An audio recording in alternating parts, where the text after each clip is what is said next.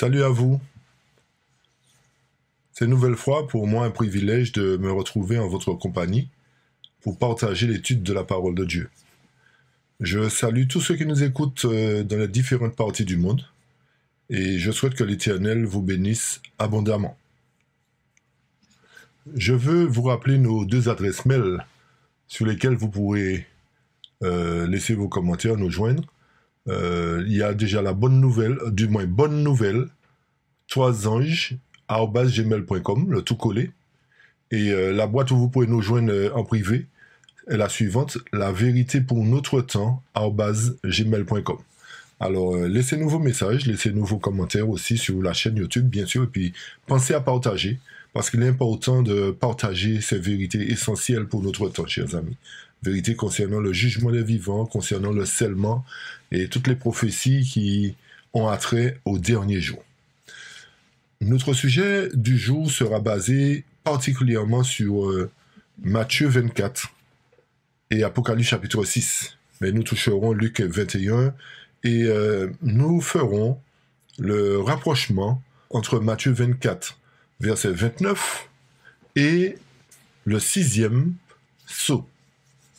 Nous ferons ce rapprochement et nous verrons justement où nous en sommes à travers les sceaux. Nous avons déjà touché certains événements dans les études précédentes, mais il est important pour nous de considérer cela sous un autre aspect, à travers Matthieu, à travers Luc, et pour revenir effectivement dans Apocalypse chapitre 6. Ok, alors, mais avant tout, chers amis, comme d'habitude, je vais vous inviter à prendre la position avec moi qui s'incombe pour la prière, pour invoquer l'aide de Dieu et la puissance de son Saint-Esprit. Éternel, Dieu de bonté, d'amour, de fidélité, je suis infiniment reconnaissant envers toi pour tes nombreux bienfaits manifestés envers chacun de nous. Seigneur, je réclame de toi le Saint-Esprit afin que tu nous guides, que tu nous conduises et que tu permettes que tous ceux qui ont envie de connaître les vérités puissent être touchés par ton Saint-Esprit et puissent accepter la vérité telle qu'elle est en Jésus-Christ. Il est écrit. Que ton nom soit exalté, béni et glorifié, que toute la louange, l'honneur, le règne, la puissance et la gloire te reviennent dès maintenant et pour toujours. Amen. Amen. Comme je vous disais, chers amis, notre texte de base sera Matthieu 24. Et je vous invite à lire déjà avec moi le verset 3 et suivant pour pouvoir bien comprendre où nous voulons arriver. Le verset 3 nous dit « Et comme il s'asseyait sur le mont des Oliviers, les disciples vinrent à lui disant « Dis-nous quand ces choses arriveront et quel sera le signe de ta venue de la fin du monde. Car il s'élèvera nation contre nation et royaume contre royaume, et il y aura des famines, des épidémies et des tremblements de terre en divers lieux. » Verset 8 « Tout cela est le commencement des douleurs. Alors ils vous livreront pour être tourmentés et vous tueront, et vous serez haïs de toutes les nations à cause de mon nom. » Verset 10. « Et alors, beaucoup seront offensés et se trahiront les uns les autres, et se haïront les uns les autres. Et beaucoup de faux prophètes s'élèveront et tromperont beaucoup de personnes. Et parce que l'iniquité abondera, l'amour de beaucoup se refroidira. Mais celui qui endurera jusqu'à la fin, celui-là sera sauvé. » Et verset 14, « Et cet évangile du royaume sera prêché dans le monde entier comme témoignage à toutes les nations, et alors viendra la fin. » Verset 15, « Quand donc vous verrez l'abomination de la désolation qui est annoncée par Daniel le prophète établi dans le lieu saint, que celui qui l'y comprenne. Alors que ceux qui sont en Judée s'enfuient dans les montagnes, que celui qui est sur le toit de la maison ne descende pas pour emporter quoi que ce soit dans sa maison, et que celui qui est au champ ne retourne pas en arrière pour emporter ses vêtements. Malheur aux femmes qui sont enceintes et à celles qui allaitaient en ces jours-là, mais priez que votre fuite ne soit pas en hiver, ni le jour du sabbat. » Nous poursuivons au verset 21. « Car alors il y aura une grande tribulation, telle qu'il n'y en a pas eu depuis le commencement du monde jusqu'à présent. Non, il n'y en aura jamais plus. » Verset 29. « Immédiatement après la tribulation, dans ces jours-là, le soleil s'obscurcira et la lune ne donnera pas sa lumière. Et les étoiles tomberont du ciel et les puissances des cieux seront ébranlées. » Verset 30. « Puis le signe du Fils de l'homme paraîtra dans le ciel, Et alors toutes les tribus de la terre se lamenteront, et elles verront le Fils de l'homme venant sur les nuages du ciel avec puissance et une grande gloire. » Fin de citation. Le verset qui nous intéresse particulièrement est le verset 29. Mais pour pouvoir nous permettre de comprendre le début du chapitre, il est important pour nous de considérer ce que c'est que la grande tribulation et ce que c'est aussi l'abomination de la désolation. Alors pourquoi, justement, les apôtres ont posé cette question à Jésus au verset 3 ? « Dis-nous quand ces choses arriveront. » De quoi Jésus leur parlait ? Rappelez-vous qu'au verset 1 et suivant, lorsque Jésus sortait du temple et qu'il s'en allait, les disciples vinrent pour lui faire considérer les bâtiments du temple. Et c'est ce dont Jésus leur parlait quand il disait que « Ne voyez-vous pas tout cela ? Je vous dis en vérité qu'il ne restera pas ici pierre sur pierre. » Alors Jésus parlait effectivement au tout début du temple. Mais les apôtres ont poussé leur bouche un peu plus loin pour dire « Mais Seigneur, c'est vrai que tu nous parles du temple. Mais dis-nous un petit peu plus. Quel sera le signe de ton avènement ? Quel sera le signe de la fin du monde ? Quel sera le signe de ta venue ?» Alors c'est là que Jésus leur donne tout le descriptif des événements qui se réaliseront, et il précise particulièrement qu'il y aura une grande tribulation. D'accord ? Qu'il y aura une grande tribulation, qu'il y aura une abomination de la désolation, etc. Alors, pour pouvoir bien comprendre en quoi ça consiste, il est important pour nous de chercher à savoir déjà quelle est cette tribulation. Est-ce qu'elle est passée ou est-ce qu'elle est à venir ? Et donner les éléments concernant justement cette abomination de la désolation. Mais avant de pouvoir y arriver, nous ferons le parallèle entre un autre prophète, un autre apôtre qui a expliqué un peu les mêmes événements. Nous irons dans Luc 21, versets 20 et suivants. Le texte nous dit « Et quand vous verrez Jérusalem environnée d'armées, sachez alors que sa désolation est proche. » Rappelez-vous que Jésus avait dit aux apôtres que concernant le temple, qu'il ne restera pas pierre sur pierre. C'est-à-dire qu'il y aurait eu une destruction qui allait se faire.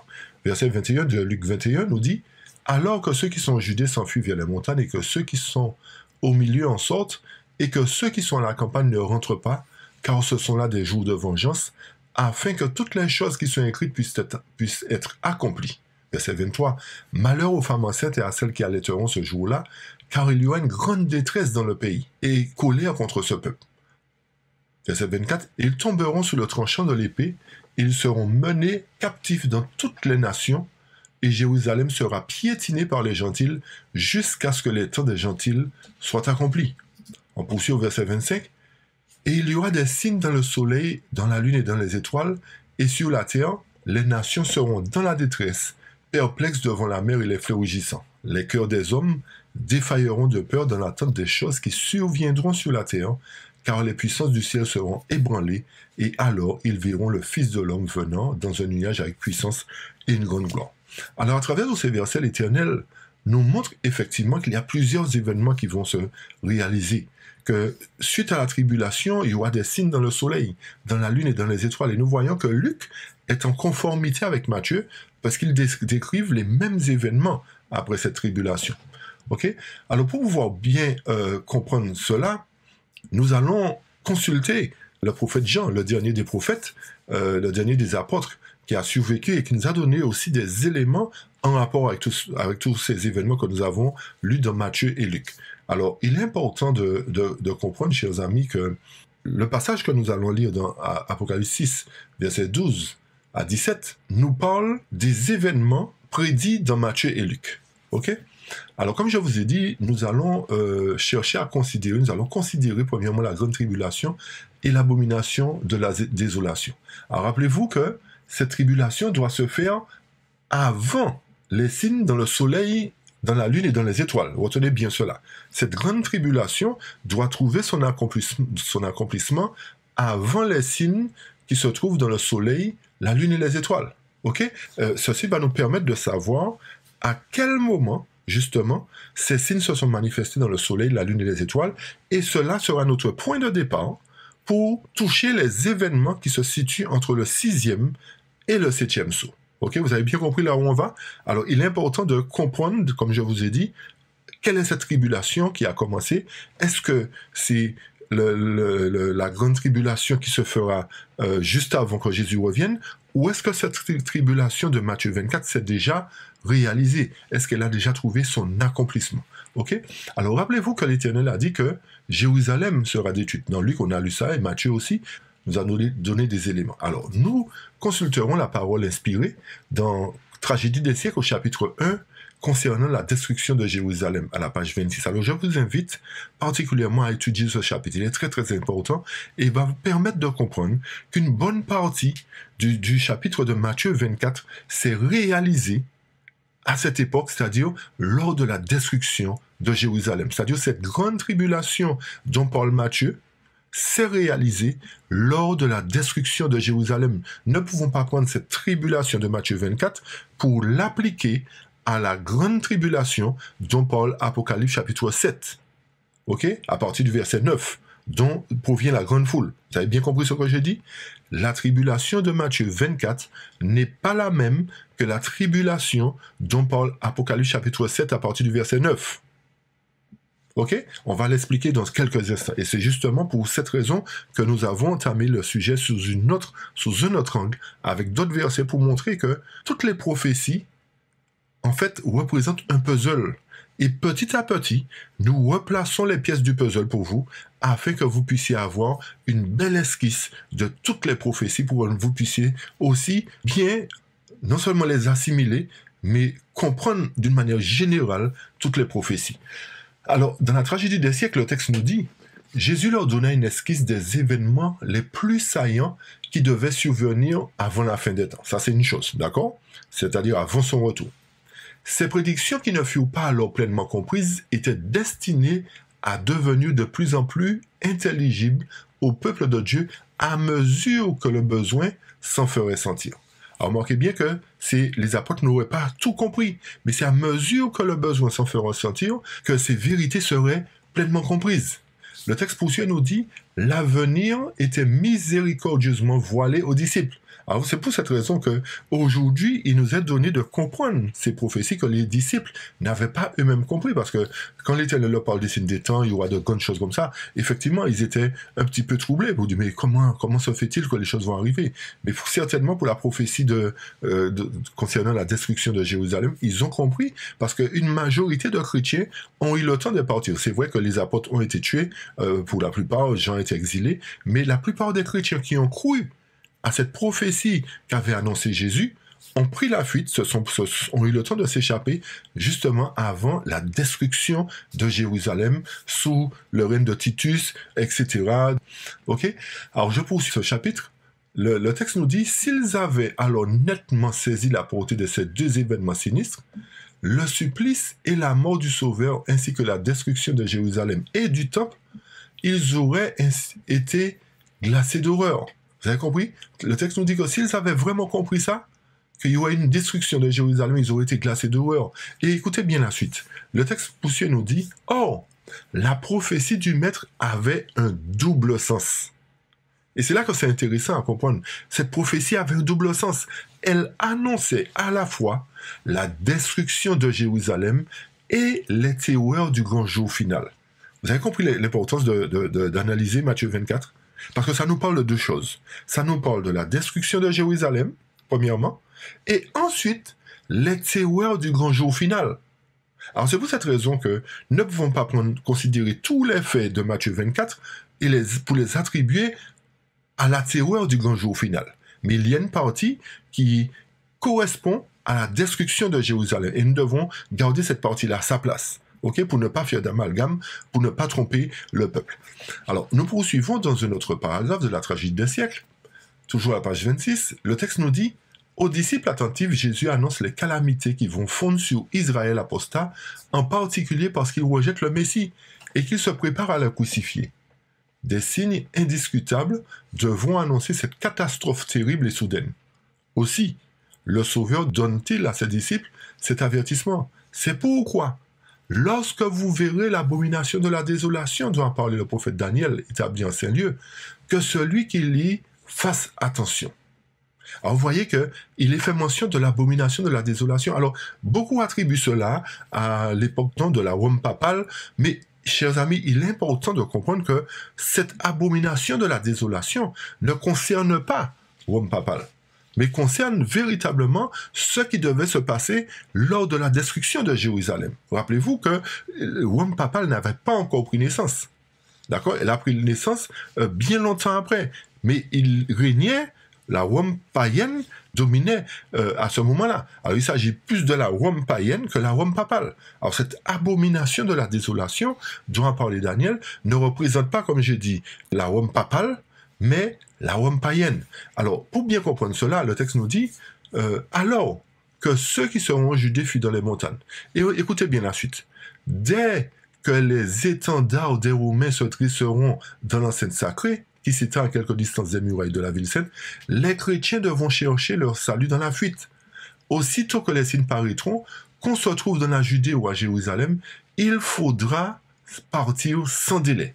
Celui qui se trouvera en haut de la maison ne devra pas s'aviser d'y entrer. Donc, cette abomination de la désolation dont a parlé Daniel représente le fait que les Romains devaient se dresser devant l'enceinte sacrée, devant le temple. Et rappelez-vous l'histoire que le temple a été incendié, malheureusement, par la maladresse des soldats, parce que le dirigeant romain qui était là à l'époque a dit de préserver ce temple, de préserver, de ne pas l'incendier. Mais malheureusement, il y a eu des maladresses qui se sont faites et le temple a complètement brûlé. Alors cette abomination de la désolation ne représente pas l'époque papale, mais représente l'époque sous le règne de Titus, en l'an 70, à partir de l'an 70. Donc, nous avons répondu à deux questions, c'est-à-dire que cette tribulation dont parle Matthieu n'est pas la grande tribulation d'Apocalypse chapitre 7, verset 9, à partir du verset 9, mais cette tribulation correspond à la destruction de Jérusalem, où les gens devaient fuir, les femmes enceintes devaient prier pour que leur fuite ne se passe pas un jour de sabbat, que ceux qui étaient sur le toit ne descendent pas pour aller prendre quoi que ce soit. Toute cette partie de Matthieu correspond à la destruction de Jérusalem, chers amis. Il est important de considérer cela parce que beaucoup prennent la tribulation de Matthieu pour l'attribuer au temps de détresse qui va venir bientôt. Ok? Non, mais retenons ce que nous avons lu. Retenons qu'il y a une double application. Mais l'application de Matthieu 24 reste attribuée à la destruction de Jérusalem. Nous allons comprendre pourquoi tout à l'heure. Alors nous lisons un autre paragraphe qui se trouve cette fois-ci dans Commentaire biblique sur Luc 21. Nous avons vu que Luc est en harmonie avec Matthieu 24. Alors le texte nous dit, Jésus, après avoir parlé de la fin du monde, s'occupe à nouveau de Jérusalem, la ville qui alors se maintenait orgueilleuse et arrogante et disait, « Je suis assise en reine, je ne suis point veuve, et je ne verrai point le deuil. » Jésus, contemplant Jérusalem d'un œil prophétique, vit que comme elle serait livrée à la destruction, le monde aussi serait abandonné à sa condamnation. Vous avez vu, Jésus, à travers la destruction de Jérusalem, montre que les mêmes choses vont se reproduire sous un autre angle, mais concernant la fin du monde. D'accord? Alors, vous comprenez bien ce que je disais tout à l'heure. Ce qui est attribué à la destruction de Jérusalem de Matthieu, laissons-le pour la destruction de Jérusalem, mais ne l'utilisons pas pour montrer les événements de la fin du monde. C'est un type. D'accord? C'est un type, mais il y a d'autres événements qui vont se situer à la fin du monde. Et d'après Matthieu 24, que nous allons revenir au verset 29, comme je vous ai dit, et Luc 21, nous allons montrer à quel moment, justement, l'autre partie de cette prophétie va trouver son accomplissement. OK? Puisqu'il y a un double sens. Le texte nous dit, nous dit, les scènes qui eurent lieu lors de la destruction de Jérusalem se répéteraient au jour grand et terrible de Jéhovah, mais plus intensément. Vous avez compris ça, chers amis? Alors que Matthieu nous disait que cette tribulation, il n'y aura jamais une autre comme celle-là, le texte nous dit que cette scène-là, cette tribulation-là, qui s'est produite à la destruction de Jérusalem, en l'an 70, va se répéter particulièrement au jour grand et terrible. Nous allons chercher à comprendre c'est quoi ce jour grand et terrible, au jour grand et terrible de Jéhovah, mais cette tribulation qui va se faire au jour grand et terrible de Jéhovah sera plus intense encore. Et c'est pour cette raison que Daniel nous dit que en ce temps-là se lèvera Michael. On va revenir dessus aussi. Alors comprenez bien que ce qui s'est passé à Jérusalem était moindre que ce qui va se passer au grand jour terrible de Jéhovah. C'est-à-dire le temps de détresse. Alors, retenez bien, il est important de considérer ça, chers amis. Quand nous revenons dans Luc 21, verset 23, le texte nous dit « Malheur aux femmes enceintes et à celles qui allaiteront ce jour-là, car il y aura une grande détresse. » Alors, on voit bien que la tribulation de Matthieu 24 est considérée aussi comme une grande détresse. Il y a un parallèle aussi à faire avec Apocalypse chapitre 7, à partir du verset 9, qui nous parle d'une grande tribulation, mais nous savons que cette tribulation, c'est aussi un grand temps de détresse. Et à cette époque de détresse, ce deuxième temps de détresse, on va dire, cette deuxième tribulation, se lèvera Michael. Ok? Alors, comprenez bien que quand on parle de tribulation, on parle de détresse, chers amis. Ok? Notez bien cela. Ok, nous poursuivons. Nous revenons dans Matthieu 24. Et c'est là que je vais vous demander une attention particulière. Le verset 21 nous dit « Car alors il y aura une grande tribulation, telle qu'il n'y en a pas eu depuis le commencement du monde jusqu'à présent, non, n'y en aura jamais. » Écoutez bien le verset 29. Le verset 29 nous dit « Immédiatement après la tribulation. » Immédiatement après. C'est-à-dire que la tribulation a trouvé son accomplissement avant, mais après, immédiatement après la tribulation, qu'est-ce qui doit se passer? De ces jours-là, le soleil s'obscurcira, et la lune ne donnera pas sa lumière, et les étoiles tomberont du ciel, et les puissances des cieux seront ébranlées. Au verset 30, puis, le signe du Fils de l'homme paraîtra dans le ciel. Et alors toutes les tribus de la terre se lamenteront, et elles verront le Fils de l'homme venant sur les nuages avec puissance et une grande gloire. Ici, nous voyons plusieurs choses. Nous voyons que, premièrement, la grande tribulation doit se faire avant que les signes se manifestent dans le soleil, la lune et les étoiles. Okay? Ceci doit nous permettre de comprendre que cette tribulation, effectivement, correspond à un événement passé. Et nous avons expliqué que cet événement s'est situé en l'an 70 de notre ère, lors de la destruction de Jérusalem. Mais il est important de considérer le verset 29 qui nous dit immédiatement après la tribulation. Alors, pour pouvoir comprendre ce que veut dire le verset 29, qu'est-ce que le verset 29 veut nous expliquer par là, en nous disant que le soleil s'obscurcira, la lune ne donnera pas sa lumière, etc. À quoi ça correspond? À quelle période de l'histoire cela correspond? Puisque le verset 30 nous dit « puis », c'est-à-dire après cela, après les signes manifestés dans le soleil, dans la lune et les étoiles, le signe du Fils de l'homme paraîtra dans le ciel. Alors vous voyez bien que pour que le Fils de l'homme puisse paraître, il doit y avoir le soleil qui doit s'obscurcir, la lune qui ne doit plus donner sa lumière, les étoiles qui doivent tomber du ciel. Nous consulterons, comme je vous ai dit tout à l'heure, le prophète Jean. C'est lui qui est capable de nous donner la clé de cet événement pour nous savoir à quel moment, effectivement, le soleil s'est obscurci, la lune a perdu de son éclat et les étoiles sont tombées du ciel. Alors retenez bien que c'est Jean qui nous permet de nous situer dans le temps pour savoir à quel moment que le verset 29 de Matthieu 24 et de Luc ont trouvé leur accomplissement, puisque nous avons lu cela dans Luc 21, aussi verset 25. Selon Apocalypse chapitre 6, verset 12 à 17, le texte nous dit « Et je regardai lorsqu'il ouvrit le 6e sceau, virgule. Et voici, écoutez bien, il y eut un grand tremblement de terre, et le soleil devint noir comme un sac de poils, et la lune devint comme du sang, et les étoiles du ciel tombèrent sur la terre comme un figuier jette ses figues prématurément, agité par un vent puissant. Pause. Nous allons déjà expliquer les deux premiers versets, c'est-à-dire versets 12 et 13. Le texte, Jean est en train de nous dire, écoutez, Matthieu avait parlé des événements qui devaient se produire, c'est-à-dire les signes dans le ciel, le soleil qui devait venir au noir, la lune qui ne devait plus donner son éclat, qui devait venir comme du sang, et les étoiles qui tombaient du ciel. Jean nous permet de comprendre à quel moment ces signes se sont manifestés. Et Jean nous dit que ces signes-là ont trouvé leur accomplissement au 6e sceau, chers amis. Au 6e sceau. Et nous allons donner les éléments précis pour savoir effectivement à quel moment a commencé le 6e sceau. Alors, pour pouvoir analyser cela, comprendre cela, je vais vous inviter à lire quelques textes. Et nous reviendrons dans quelques instants sur les versets 14 à 17, parce qu'il y a des éléments très, très, très importants à considérer à partir du verset 14 à 17. Le texte nous dit, toujours dans Tragédie des siècles, cette fois-ci, au chapitre 17, à la page 328 en français et 304 en anglais. Le texte nous dit ceci. La prophétie ne nous dit pas seulement le mode et l'objet de la venue du Seigneur, elle nous donne les signes annonciateurs de sa proximité.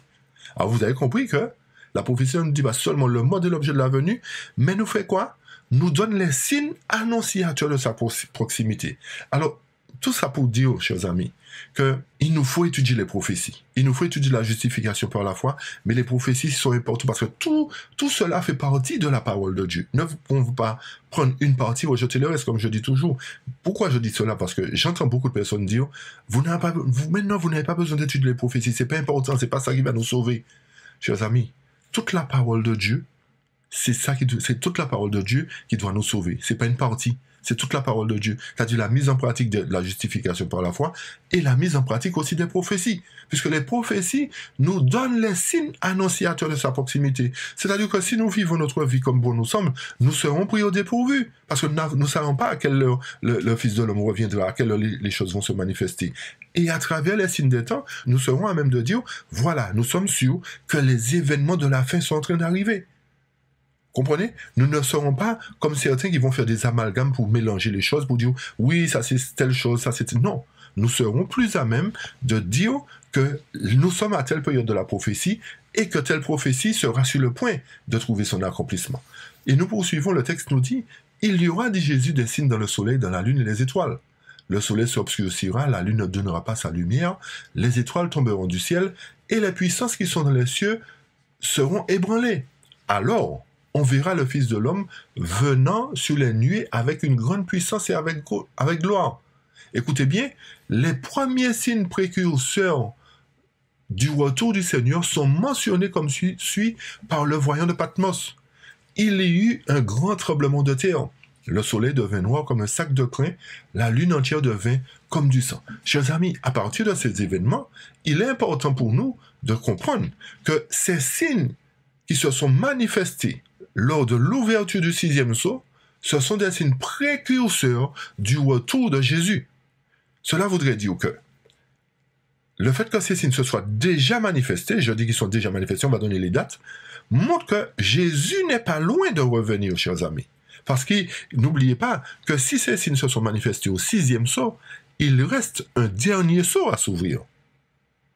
Vous avez compris ça? Alors, s'il reste un dernier sceau à s'ouvrir, cela sous-entend que Jésus n'est vraiment pas loin de revenir à travers ces signes. OK? Puisque les signes annonciateurs précurseurs se sont manifestés au 6e sceau. Poursuivons. Quels sont ces signes qui se sont manifestés?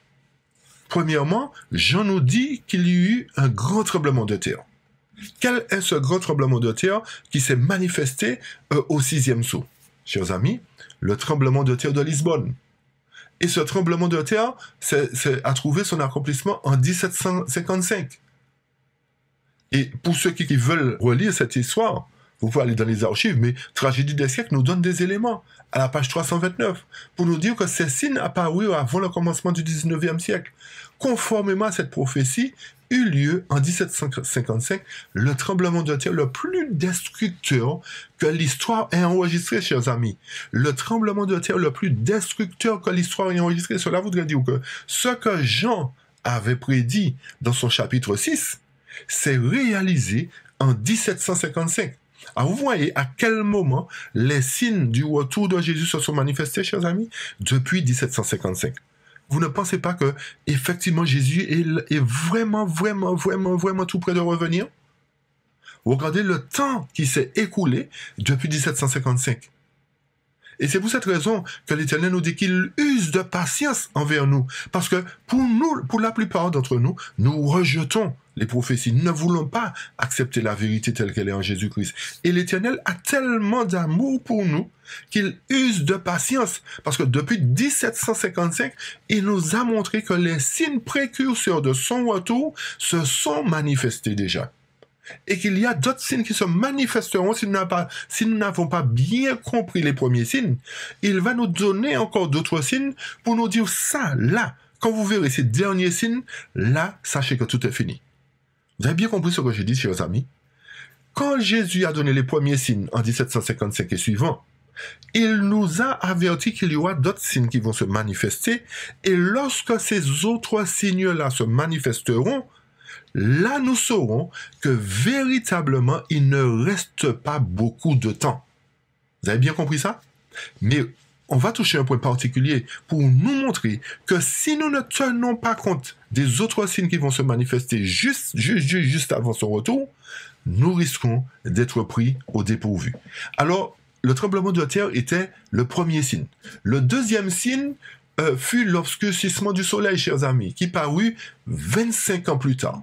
Notez, 25 ans plus tard, le deuxième signe mentionné dans la prophétie était quoi? L'obscurcissement du soleil et de la lune. Alors ça s'est produit le 19 mai 1780. Vous pouvez relire encore Tragédie d'un siècle, chers amis, remonter dans les archives.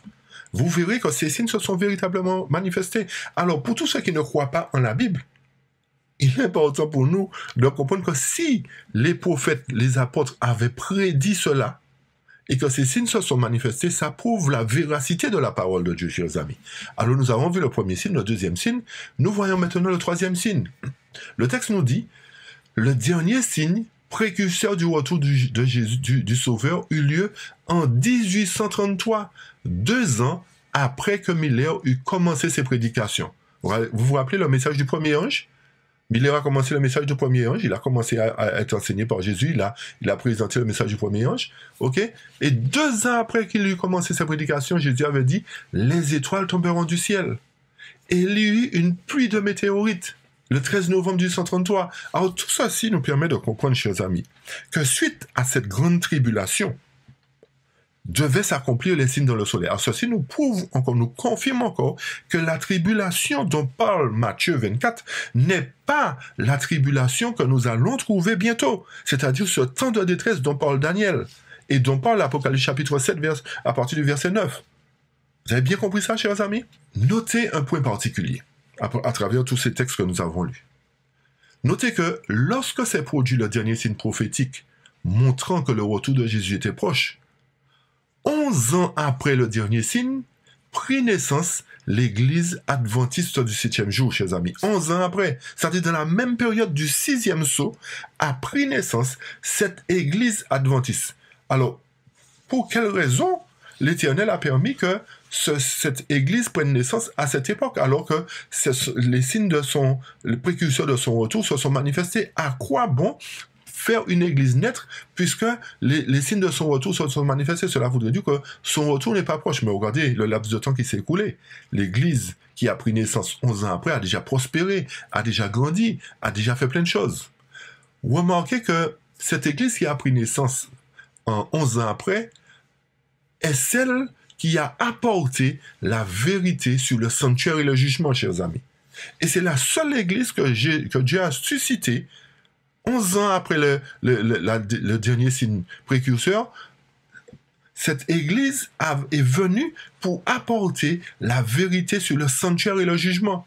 Et c'est pour cette raison que selon Daniel, nous avons compris qu'il y a eu que le déplacement de Jésus du lieu saint au lieu très saint représente justement le début du jugement des morts. Et c'est pour cette raison qu'il y a eu ce grand désappointement. Vous voyez que comment les choses sont liées. Il y a eu un grand désappointement. Pourquoi? Parce que William Miller n'avait pas bien compris la prophétie. Et l'Éternel a suscité cette dernière église pour apporter les explications concernant ce que William Miller avait mal compris, parce qu'il pensait que c'était le retour de Jésus. Mais non, c'était pas le retour de Jésus, mais c'était le passage de Jésus du lieu saint au lieu très saint pour justement commencer le jugement des morts. Parce que, rappelez-vous que Paul nous dit que toute œuvre doit passer en jugement. Toute œuvre doit passer en jugement. Alors, si il doit avoir un jugement, il doit avoir un sanctuaire, il doit avoir un tribunal, il doit y avoir des choses qui soient mises en place pour commencer ce jugement. Alors, c'est pour cette raison que dans Apocalypse chapitre 4 et 5, il y a un tribunal qui a pris place. Vous comprenez pourquoi, chers amis? Est-ce que vous avez bien les cheminements que nous faisons avec vous? Vous remarquez que cette naissance, pour poursuivre, remarquez que la naissance de cette église s'est faite sous le 6e sceau. Et que les événements manifestés sous le 6e sceau nous ont montré les signes avant-coureurs du retour de Jésus. Et que sans la lumière apportée par cette église sur les prophéties, comme par exemple la marque de la bête, l'image de la bête, le jugement qui se déroule dans le sanctuaire, personne ne serait en mesure d'expliquer correctement ces prophéties, chers amis. Regardez la confusion qui règne dans les différentes églises pour expliquer ces prophéties.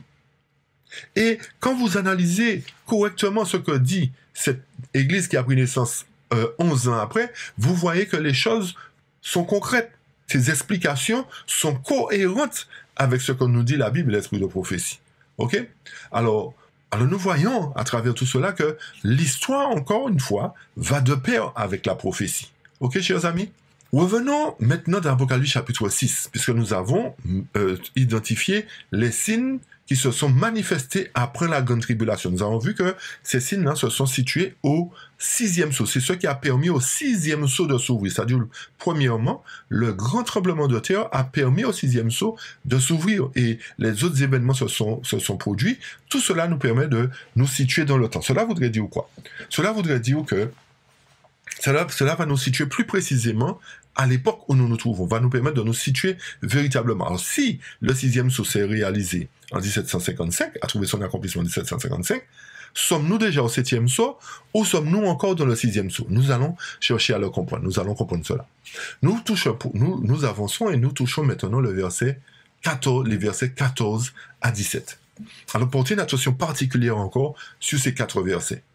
Le texte nous dit: « Et le ciel se retira comme un rouleau quand on le roule, et chaque montagne et chaque île fut transportée de leur place. Et les rois de la terre, et les grands hommes, et les hommes riches, et les capitaines, et les puissants hommes, et chaque homme asservi, et chaque homme libre se cachèrent dans les cavernes et dans les rochers des montagnes. Et ils disaient aux montagnes et aux rochers: Tombez sur nous, pourquoi, chers amis? Et cachez-nous devant la face de celui qui est assis sur le trône, et devant la colère de l'agneau. » Alors pourquoi ils disaient aux montagnes et aux rochers de tomber sur eux? Parce qu'il devait y avoir la colère de l'agneau. Et le verset 17 nous dit: « Car le grand jour de sa colère est venu, et qui pourra subsister, chers amis. » C'est ce qui est important de comprendre. C'est-à-dire, à partir du verset 14, qu'est-ce qui se passe? Chaque île doit être remuée. Chaque montagne doit être remuée, doit être déplacée. D'accord? Et à partir de ce moment-là, qu'est-ce qui va se faire? Les hauts dignitaires de la terre, les grands, les hommes riches, les pauvres, toute la catégorie d'humains, toute une catégorie d'humains va demander aux montagnes et aux rochers de tomber sur eux pour les cacher devant la face de celui qui est assis sur le trône.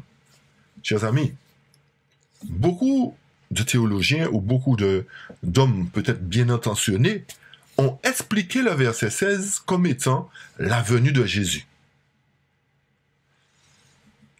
Mais nous verrons à travers la parole, est-ce que ces faits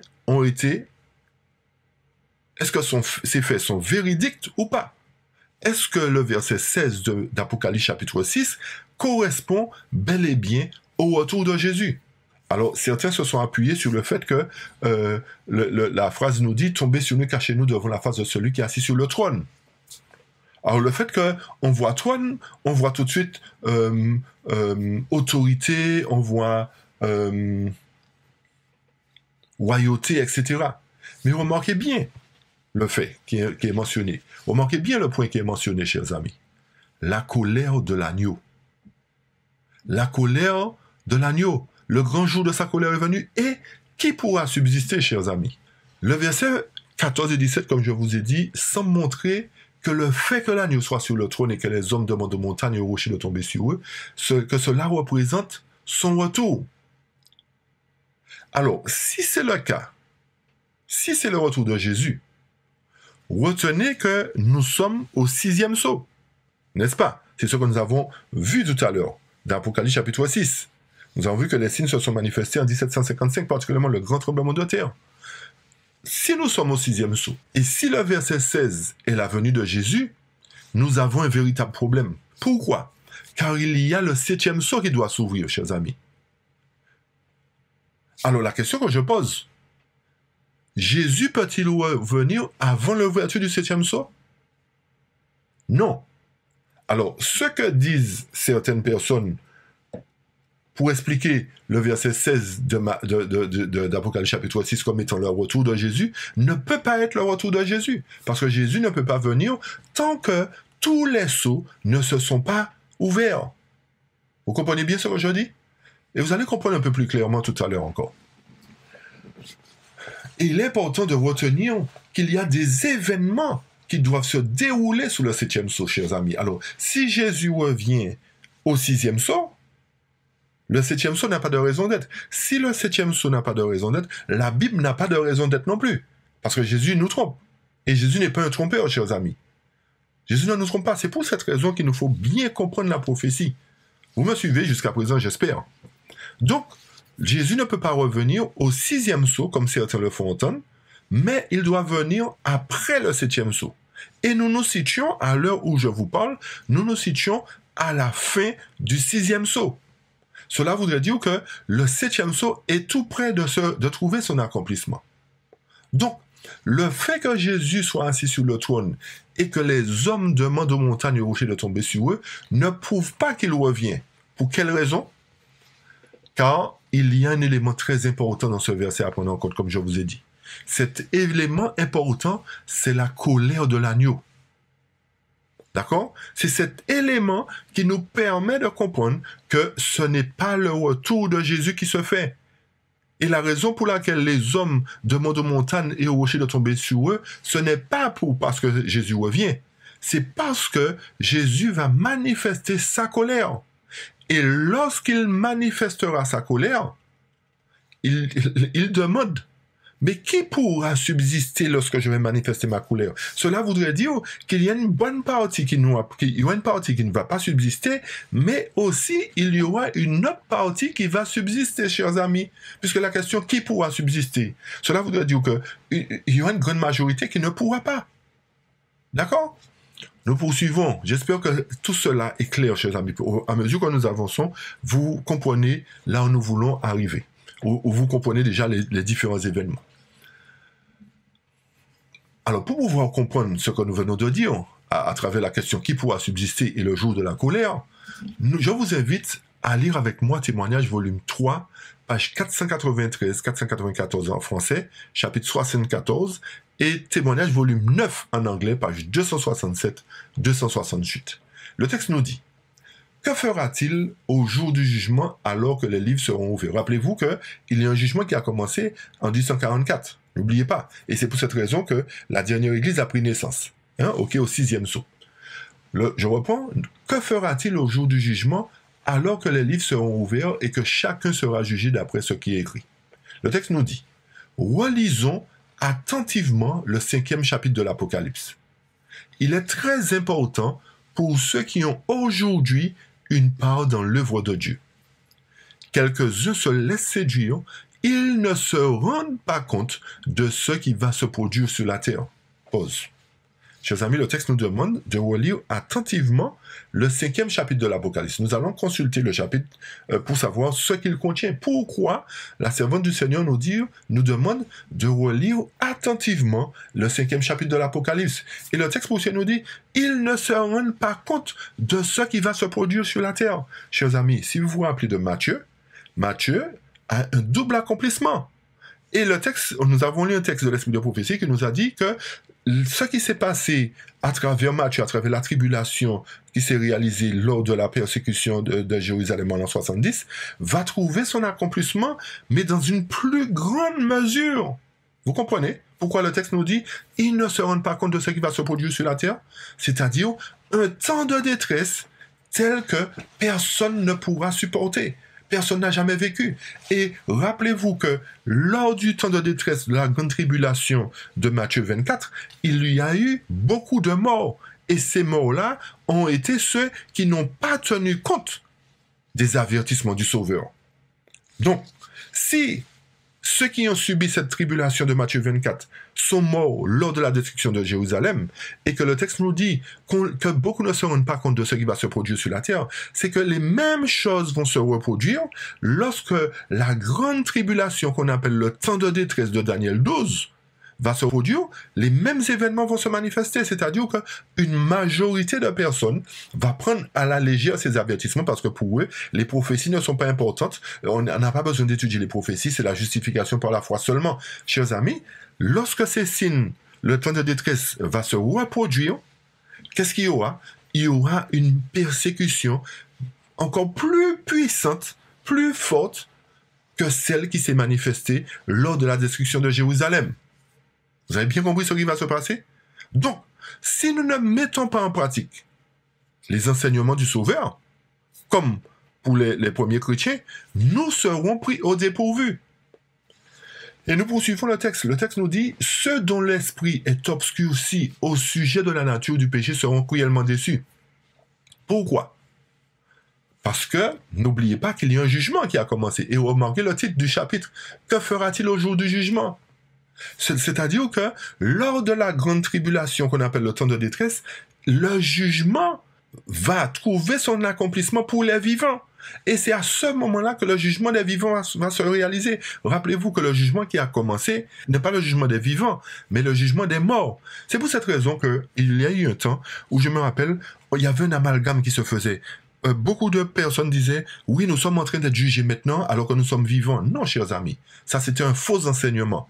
Et beaucoup de personnes sont tombées dans ça pour dire, oui, mais nous sommes en train d'être jugés maintenant. Non, chers amis.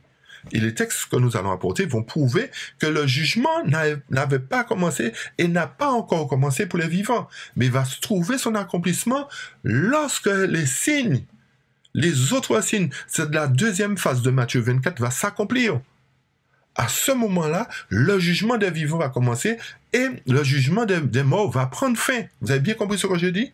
Lorsque la deuxième phase des signes de Matthieu 24, Luc 21 vont trouver leur accomplissement à l'époque du temps de détresse, qu'est-ce qui va se passer? Le jugement des morts prendra fin et le jugement des vivants va trouver son accomplissement. Cela voudrait dire que s'il y a un jugement des vivants qui doit trouver son accomplissement à l'époque du temps de détresse, cela sous-entend qu'il y aura une séparation qui va se faire entre les justes et les injustes. Et c'est pour la raison pour laquelle Apocalypse chapitre 6 au verset 17 nous dit: qui pourra subsister, chers amis? Vous comprenez pourquoi la question a été posée?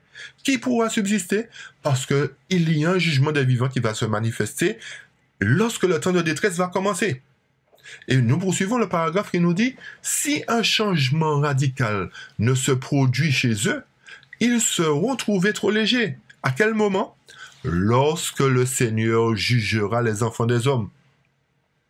Ayant transgressé la loi, rompu l'alliance éternelle, ils recevront selon leurs œuvres. Alors vous comprenez bien, encore une fois, chers amis, que qu'est-ce qui va se passer? Il doit y avoir un changement radical chez les enfants de Dieu. Pourquoi? Parce qu'ils seront trouvés trop légers. À quel moment? Lorsque le Seigneur jugera les enfants des hommes. Alors cela voudrait dire qu'il y a une deuxième phase au jugement. Il y a une deuxième phase au jugement. Nous ne pouvons pas être jugés tant qu'il y a grâce. Nous ne pouvons pas être jugés tant que le jugement des morts ne s'est pas terminé. Ok, chers amis? Alors, pour pouvoir bien comprendre cela, puisque le texte nous a dit de lire Apocalypse 5, que contient Apocalypse 5? Apocalypse 5 contient effectivement une scène qui nous parle de Jésus et de l'ouverture des sceaux et de... en fait, la question était posée, mais il y a le livre qui contient les sceaux et personne n'est en mesure d'ouvrir ce livre. Qui est digne d'ouvrir le livre? Et nous avons vu que seul celui qui était digne d'ouvrir le livre, c'était le lion de la tribu de Juda, autrement dit Jésus. Pour quelle raison? Parce que c'est lui qui était mort pour l'humanité.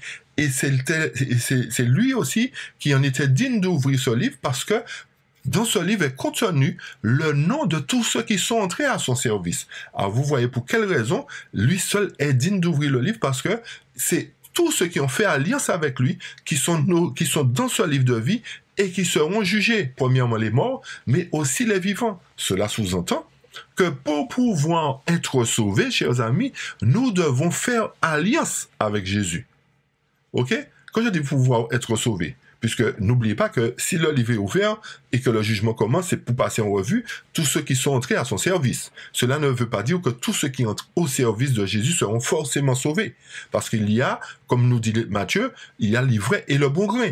Et c'est pour cette raison que le jugement doit commencer lorsque le temps de détresse aussi commence. Vous comprenez bien ce que je dis, chers amis? On poursuit. Alors, retenez bien que quand nous lisons Apocalypse chapitre 5, nous devons le combiner avec Apocalypse chapitre 4, parce que les deux chapitres parlent de la même chose. Nous parlent du jugement du tribunal qui est mis en place. Notez bien qu'Apocalypse 4 et 5 parlent de la mise en place du tribunal, les 24 vieillards, les trônes, etc., les 4 êtres vivants, l'agneau qui est devant le trône, etc. Ces deux scènes-là nous décrivent la mise en place du tribunal pour le jugement. Et nous avons vu que le jugement a commencé depuis 1844 dans sa première phase, et va se terminer lorsque le temps de détresse va commencer, c'est-à-dire lorsque Michael va se lever particulièrement. OK? OK, j'espère que c'est clair, chers amis. Alors, notez un point encore. Le verset 17 d'Apocalypse chapitre 6 nous parle de la colère de l'agneau. Le texte nous parle de la colère de l'agneau. Nous allons chercher à savoir qu'est-ce que la colère de l'agneau. Et à partir du moment où nous comprendrons ce qu'est la colère de l'agneau, nous comprendrons mieux le jugement. Vous avez compris, chers amis? On avance. Et on sera obligé, en fait, on va faire cette étude en 2 parties parce que nous n'aurons pas le temps d'aborder le reste du sujet. Mais nous le ferons en 2 parties pour ne pas trop vous remplir la tête d'un coup, mais pour que vous puissiez bien comprendre la première partie et ensuite la deuxième partie. Alors, donc, pour terminer, s'il doit y avoir un jugement pour les vivants, à quel moment doit-il commencer? J'ai donné un élément de réponse, chers amis, pendant le temps de détresse. OK? Mais à quel moment précisément le temps de détresse va commencer? Vous me suivez? J'ai dit que ça va se passer au temps de détresse, mais à quel moment il commence le temps de détresse? À quel moment il commence? Alors, c'est ce que nous allons voir la prochaine fois, dans la suite de notre étude. Alors, je souhaite que vous puissiez être présent lors de la seconde partie avec nous, pour bien comprendre à quel moment se fera le temps de détresse. Alors, en résumé, ce que nous avons compris, ce que nous avons expliqué, c'est que d'après Matthieu 24, tout le chapitre de Matthieu 24, l'Éternel nous décrit les événements qui se manifesteront et qui nous montreront quels sont les signes de son avènement. Les premiers événements trouvent leur réalisation à la destruction de Jérusalem. La tribulation de Matthieu 24 correspond à la destruction de Jérusalem. Et nous avons vu que, suite à cette tribulation, il devait y avoir des signes dans le soleil. Nous avons vu que ces signes se sont manifestés aussi à l'ouverture du 6e sceau, plus particulièrement en 1755. Nous avons consulté Luc 21, nous avons consulté Jean, le prophète, dans Apocalypse chapitre 6. Et nous avons vu que ces signes ont ouvert le 6e sceau. Nous avons vu que, lorsque ce 6e sceau s'est ouvert, et que ces signes se sont manifestés, 11 ans après a pris naissance l'Église adventiste du 7e jour qui a apporté les vérités sur le jugement. D'accord? Puisqu'il y a un jugement dans le ciel. Puisque s'il n'y a pas de jugement, chers amis, notez bien, s'il n'y a pas de jugement, il n'y a pas de loi, en fait. S'il n'y a pas de loi, on ne peut pas vous juger. Vous comprenez ce que je veux dire? Alors forcément, si l'Éternel a mis ses ordonnances, il doit à un moment donné y avoir un jugement. Cela sous-entend qu'il fallait mettre en place un tribunal pour pouvoir passer en revue la vie de tous ceux qui sont entrés au service de Dieu. Alors c'est pour cette raison que l'Éternel, à travers Daniel, nous a permis de comprendre qu'il y a un tribunal qui est mis en place pour passer en revue. Et ce qui est important de noter, c'est que ce qui s'est produit dans Matthieu 24, la parole inspirée nous a dit que cela aura un double accomplissement. Et ce double accomplissement se fera bientôt.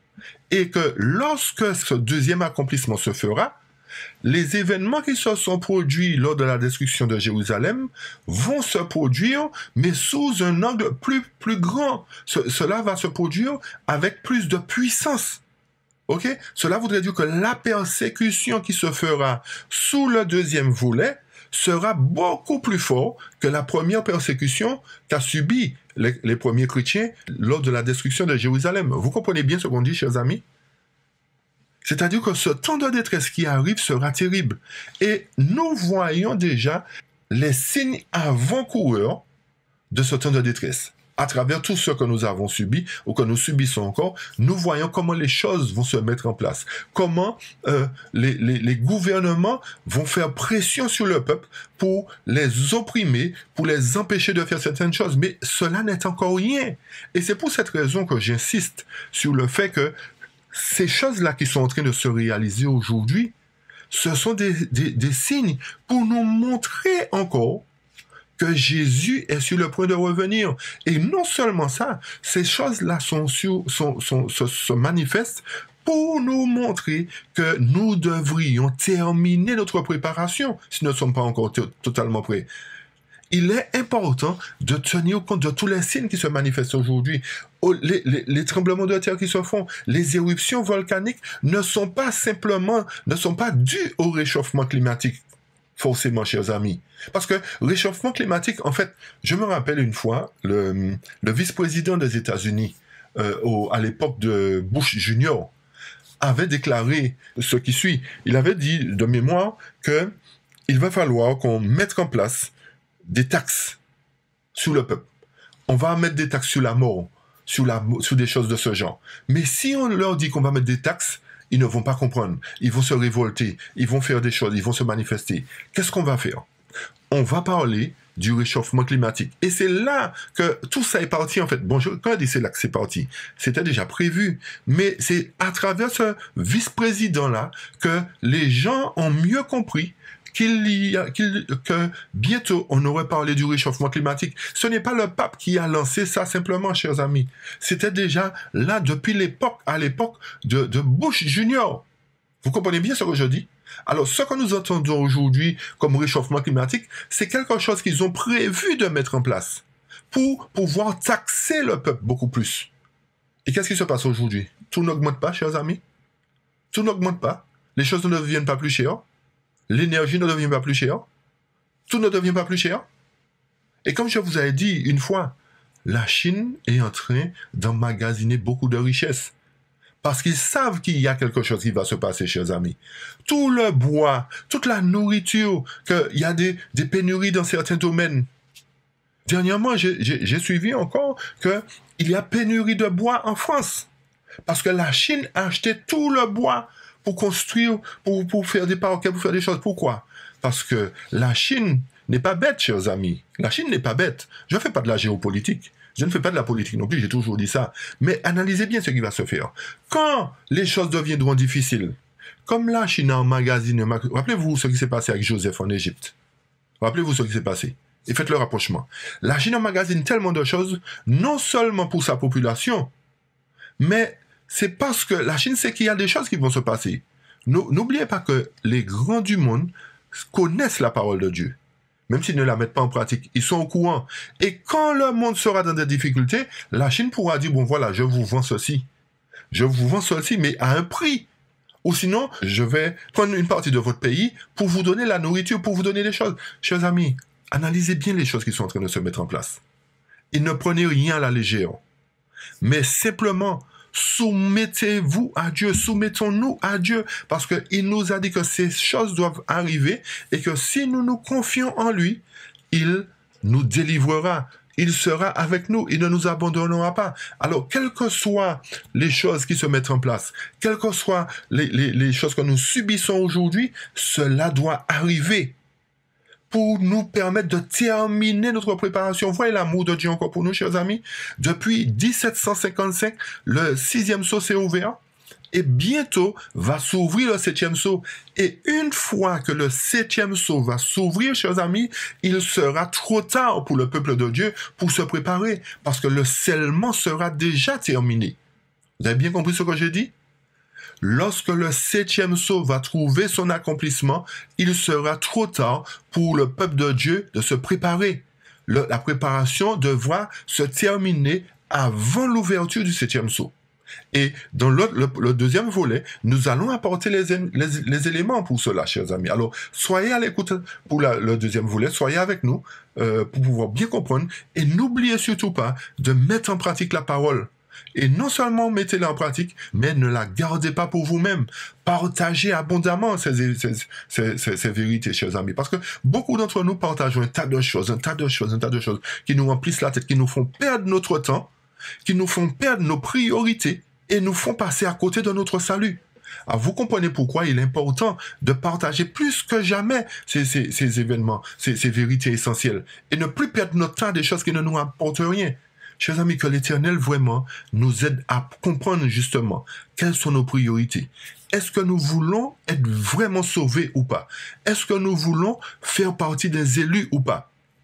Parce que lorsque le temps de détresse commencera, lorsque le jugement commencera, il sera trop tard pour prendre une décision. Ok? Alors que l'Éternel nous ouvre l'intelligence, que son Saint-Esprit qu'il a envoyé justement pour nous conduire dans toute la vérité, nous conduise dans la vérité, que nous puissions aussi surtout nous laisser conduire dans la vérité afin que nous soyons affermis et que la vérité nous affranchisse. Soyez bénis et que l'Éternel nous conduise chaque jour et que nous soyons sous son divin égide. Amen. Merci de votre participation, de votre présence, chers amis. Amen.